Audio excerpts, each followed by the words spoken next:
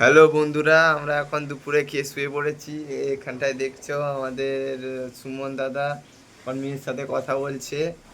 তো আমরা উঠে পড়ছি, খিদে পেয়েছে। এবং আমাদের বড় ভাই এখানটায় কিছু রান্না করছে। তো রান্নাগুলো দেখুন, পেঁয়াজ কাটছে, তেল গরম হয়েছে। আর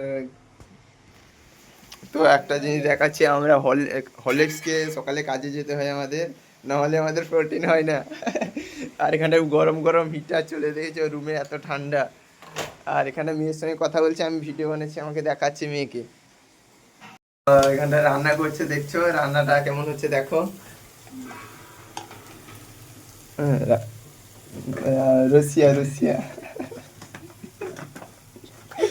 তো কি কি তরকারি রান্না হচ্ছে?